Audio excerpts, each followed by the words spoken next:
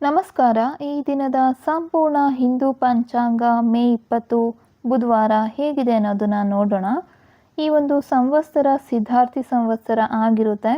ಆಯನ ಉತ್ತರಾಯಣ ಋತು ಗ್ರೀಷ್ಮ ಋತು, ಮಾಸ ಜ್ಯೇಷ್ಠ ಮಾಸ, ಪಕ್ಷ ಶುಕ್ಲ ಪಕ್ಷ, ತಿಥಿ ಚತುರ್ಥಿ ತಿಥಿ ಬೆಳಗ್ಗೆ 11:06 ನಂತರ ಪಂಚಮಿ ತಿಥಿ ಆರಂಭ ಆಗ್ತಾ ಇದೆ. ಮತ್ತು ನಕ್ಷತ್ರ ಆದ್ರ ನಕ್ಷತ್ರ ಬೆಳಗ್ಗೆ 6 ಗಂಟೆಯಿಂದ 11 ನಿಮಿಷದವರೆಗೂ ಇರುತ್ತೆ. ನಂತರ ಪುನರ್ವಸು ನಕ್ಷತ್ರ ಆರಂಭ ಆಗ್ತಾ ಇದೆ. ಯೋಗ ಶೂಲ ಯೋಗ ಮಧ್ಯಾಹ್ನ 2:10 ಇರುತ್ತೆ, ಅದು ಗಂಡ ಯೋಗ ಆಗಿರುತ್ತೆ. ನಂತರ ಕರ್ಣ ವಿಷ್ಟಿ ಬೆಳಗ್ಗೆ 11:06 ನಂತರ ಭವಕರ್ಣ ಅನ್ನೋದು ಇರುತ್ತೆ. ಸೂರ್ಯೋದಯ ಬೆಳಗ್ಗೆ 5:27 ಆಗ್ತಾ ಇರುವಂಥದ್ದು, ಸೂರ್ಯಾಸ್ತ 7:07. ಮತ್ತು ಶುಭ ಅಶುಭ ಸಮಯಗಳು ಯಾವುದು ಅಂತ ನೋಡೋದಾದರೆ, ಬ್ರಹ್ಮ ಮುಹೂರ್ತ ಬೆಳಗ್ಗೆ 4:05 4:46 ಇರುತ್ತೆ. ಅಮೃತ ಕಾಲ ಮಧ್ಯಾಹ್ನ 2:15 3:51 ಇರುತ್ತೆ. ವಿಜಯ ಮುಹೂರ್ತ ಅಂತ ಹೇಳ್ತೀವಿ, ಇದು ಮಧ್ಯಾಹ್ನ 3:28 4:23 ಇರುತ್ತೆ. ರಾಹುಕಾಲ ಮಧ್ಯಾಹ್ನ 12:17 2 ಗಂಟೆವರೆಗೂ ಇರುತ್ತೆ. ಈ ಸಮಯದಲ್ಲಿ ಯಾವುದೇ ಶುಭ ಕಾರ್ಯಗಳನ್ನು ಮಾಡೋದಕ್ಕೆ ಹೋಗಬೇಡಿ. ಯಮಗಂಡ ಕಾಲ ಬೆಳಗ್ಗೆ 7:10 8:53 ಇರುತ್ತೆ. ಗುಳಿಕ ಕಾಲ ಬೆಳಗ್ಗೆ 10:35 ಮಧ್ಯಾಹ್ನ 12:17 ಇರುತ್ತೆ. ಸೊ 12 ರಾಶಿಗಳ ಭವಿಷ್ಯ ಮತ್ತು ಪರಿಹಾರಗಳು ಏನಿದೆ ಅಂತ ನೋಡೋದಾದರೆ, ಈ ದಿನ ಮೇಷರಾಶಿಯವರಿಗೆ ಧೈರ್ಯ ಉತ್ಸಾಹ ಜಾಸ್ತಿ ಇರುತ್ತೆ. ಎಷ್ಟೇ ಕಠಿಣ ಸವಾಲುಗಳು ಬಂದರೂ ಕೂಡ ನೀವು ಸುಲಭವಾಗಿ ಎದುರಿಸ್ತೀರಾ. ಉದ್ಯೋಗದಲ್ಲಿ ನಿಮ್ಮ ಶ್ರಮಕ್ಕೆ ಏನಿದೆ ಮನ್ನಣೆ ಅನ್ನೋದು ಸಿಗುತ್ತೆ. ಆರ್ಥಿಕ ಪರಿಸ್ಥಿತಿ ನಿಮಗೆ ಈ ದಿನ ಉತ್ತಮವಾಗಿರುತ್ತೆ. ಇನ್ನೂ ಕೂಡ ಏನಾದರೂ ತೊಂದರೆಗಳು ಬರೋದು ದೂರ ಆಗಬೇಕು ಅಂತ ಅಂದ್ಕೊಳ್ತಾ ಇದ್ದರೆ, ಪರಿಹಾರ ಗಣೇಶ ಅವರಿಗೆ ಒಂದು ಗರಿಕೆಯನ್ನು ಅರ್ಪಿಸಿ ಓಂ ಗಂ ಗಣಪತಿಯೇ ನಮಃ ಅಂತ ಜಪವನ್ನು ಮಾಡಬಹುದು. ಎರಡನೇ ರಾಶಿ ವೃಷಭ ರಾಶಿ. ನಿಮಗೆ ಆರ್ಥಿಕ ವ್ಯವಹಾರಗಳಲ್ಲಿ ಜಾಗರೂಕತೆ ಅವಶ್ಯಕತೆ ಇದೆ. ಕುಟುಂಬದಲ್ಲಿ ಸಣ್ಣ ಪುಟ್ಟ ಭಿನ್ನಾಭಿಪ್ರಾಯಗಳು ಬರಬಹುದು. ಮಾತು ಸ್ವಲ್ಪ ನಿಯಂತ್ರಣದಲ್ಲಿ ಇರಬೇಕಾಗುತ್ತೆ. ಹಠಾತ್ ಆಗಿ ಖರ್ಚುಗಳು ಎದುರಾಗೋ ಒಂದು ಸಾಧ್ಯತೆ ಇದೆ. ಪರಿಹಾರ ನೀವು ಏನು ಮಾಡ್ಬೋದು ಅಂತ ನೋಡೋದಾದರೆ, ಹಸುವಿಗೆ ಒಂದು ಆಹಾರವನ್ನು ಕೊಡುವಂಥದ್ದು, ನೆನೆಸಿರೋ ಹೆಸರು ಬೇಳೆಯನ್ನು ಕೊಡುವಂಥದ್ದು ನಿಮ್ಮ ಒಂದು ತೊಂದರೆಗಳೇನಿದೆ ಅದನ್ನು ಕಡಿಮೆ ಮಾಡೋದಕ್ಕೆ ಸಹಾಯ ಮಾಡುತ್ತೆ. ಮೂರನೇ ರಾಶಿ ಮಿಥುನ ರಾಶಿ. ಚಂದ್ರನು ನಿಮ್ಮ ರಾಶಿಯಲ್ಲೇ ಸಂಚಾರ ಮಾಡ್ತಾ ಇರೋದ್ರಿಂದ ಮಾನಸಿಕವಾಗಿ ಹೆಚ್ಚು ಸಕ್ರಿಯರಾಗಿದ್ದೀರಾ. ವ್ಯಾಪಾರದಲ್ಲಿ ಲಾಭದಾಯಕ ಅವಕಾಶಗಳು ನಿಮಗೆ ಸಿಗ್ತಾ ಇದೆ. ಹಳೆಯ ಸ್ನೇಹಿತರನ್ನು ಭೇಟಿಯಾಗುವ ಒಂದು ಅವಕಾಶ ಯೋಗ ಈ ದಿನ ನಿಮಗೆ ಇರುವಂಥದ್ದು. ಆರೋಗ್ಯ ತುಂಬ ಚೆನ್ನಾಗಿರುತ್ತೆ. ನಿಮಗೆ ಏನಾದರೂ ಒಂದು ಪರಿಹಾರಗಳನ್ನು ಮಾಡ್ಕೋಬೇಕು ಅನ್ನೋದಾದರೆ, ವಿಷ್ಣು ಸಹಸ್ರನಾಮವನ್ನು ಪಠಣೆ ಮಾಡ್ಬೋದು ಅಥವಾ ಕೇಳಿಸ್ಕೋಬೋದು. ಸಾಧ್ಯ ಆದರೆ ಈ ದಿನ ಹಸಿರು ಬಣ್ಣದ ಬಟ್ಟೆಯನ್ನು ನೀವು ಹಾಕ್ಕೊಳ್ಳೋದ್ರಿಂದ ಏನಾದರೂ ತೊಂದರೆಗಳು ಬರೋದಿದ್ರೂ ಕೂಡ ದೂರ ಆಗುತ್ತೆ. ಮುಂದಿನ ರಾಶಿ ಕರ್ಕಾಟಕ ರಾಶಿ. ಖರ್ಚುಗಳು ಹೆಚ್ಚಾಗೋ ಸಾಧ್ಯತೆ ಇದೆ ಈ ದಿನ. ಅನಗತ್ಯ ಪ್ರಯಾಣಗಳನ್ನು ನೀವು ತಪ್ಪಿಸ್ಕೋಬೇಕಾಗುತ್ತೆ. ಆರೋಗ್ಯದ ಕಡೆ ಗಮನ ಹರಿಸಲೇಬೇಕು. ವಿಶೇಷವಾಗಿ ಕಣ್ಣು ಅಥವಾ ನಿದ್ರಾಹೀನತೆಯ ಸಮಸ್ಯೆ ನಿಮ್ಮನ್ನು ಕಾಡಬಹುದು. ಕೆಲಸದಲ್ಲಿ ತುಂಬನೇ ಒತ್ತಡ ಈ ದಿನ ನಿಮಗೆ ಇರುತ್ತೆ.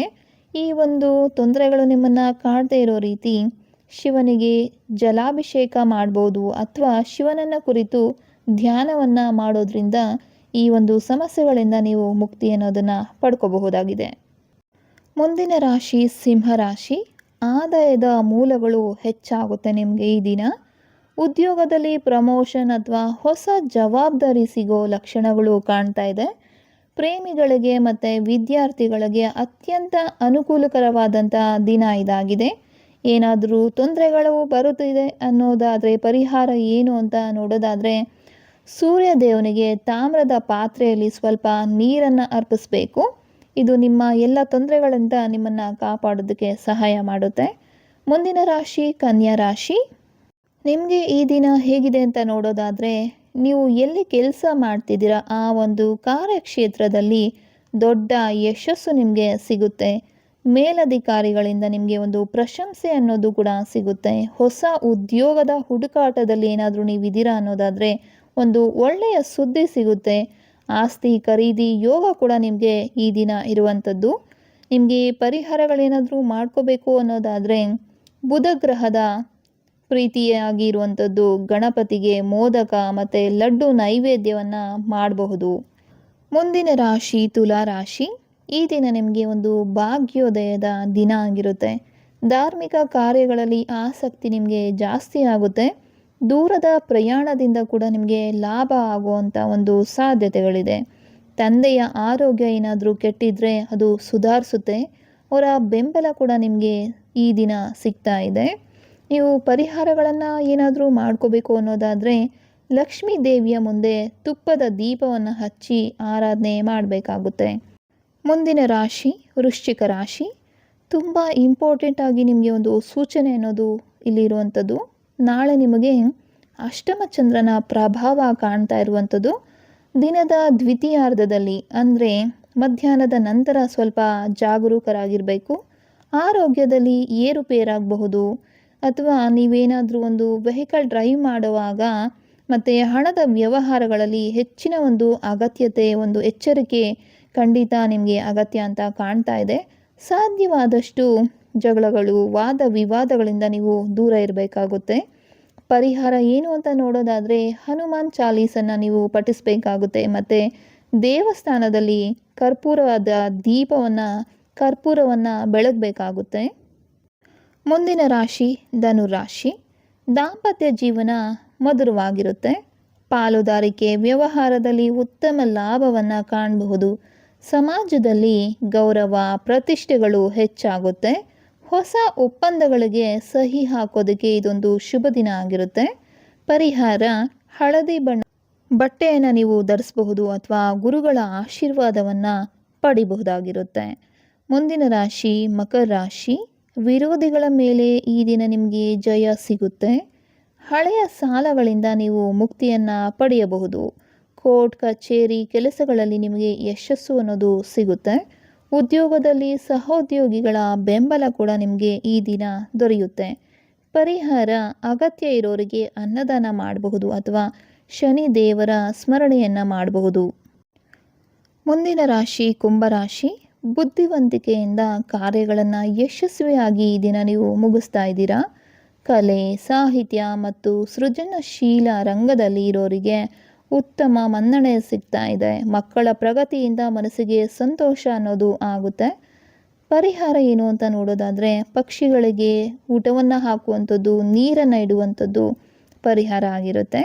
ಮುಂದಿನ ರಾಶಿ ಮೀನರಾಶಿ. ಮಾನಸಿಕವಾಗಿ ಸ್ವಲ್ಪ ಚಂಚಲತೆ ನಿಮ್ಮನ್ನು ಈ ದಿನ ಕಾಡುತ್ತೆ.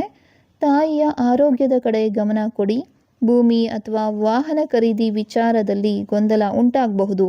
ಮನಸ್ಸನ್ನು ಶಾಂತವಾಗಿಟ್ಕೊಳ್ಳಿ. ಪರಿಹಾರ ಶಿವ ದೇವಸ್ಥಾನಕ್ಕೆ ಭೇಟಿ ನೀಡಿ ಬಿಲ್ವ ಪತ್ರೆಯನ್ನು ಅರ್ಪಣೆ ಮಾಡೋದ್ರಿಂದ ನಿಮಗಿರುವಂಥ ತೊಂದರೆಗಳೆಲ್ಲ ಕೂಡ ಕಡಿಮೆ ಆಗುತ್ತೆ. ಇದು ಈ ದಿನದ ಗ್ರಹಗತಿಗಳ ಸಂಪೂರ್ಣ ವಿವರ.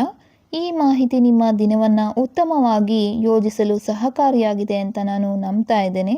ವಿನಾಯಕ ಚತುರ್ಥಿಯ ಈ ಶುಭ ದಿನದಂದು ಆ ಇಷ್ಟ ದೇವತೆ ನಿಮ್ಮೆಲ್ಲರಿಗೂ ಒಂದು ಮಂಗಳವನ್ನು ಉಂಟು ಮಾಡಲಿ. ದಿನದ ಪರಿಹಾರಗಳನ್ನು ಶ್ರದ್ಧೆಯಿಂದ ಪಾಲನೆ ಮಾಡಿ. ಇಂತಹದೇ ದಿನನಿತ್ಯದ ರಾಶಿ ಭವಿಷ್ಯ ಮತ್ತು ಆಧ್ಯಾತ್ಮಿಕ ಮಾಹಿತಿಗಾಗಿ ನಮ್ಮ ಚಾನಲನ್ನು ಸಬ್ಸ್ಕ್ರೈಬ್ ಮಾಡೋದಕ್ಕೆ ಖಂಡಿತ ಮರಿಬೇಡಿ. ಮತ್ತೆ ಸಿಗೋಣ ಮುಂದಿನ ವಿಡಿಯೋದಲ್ಲಿ. ಶುಭ ದಿನ.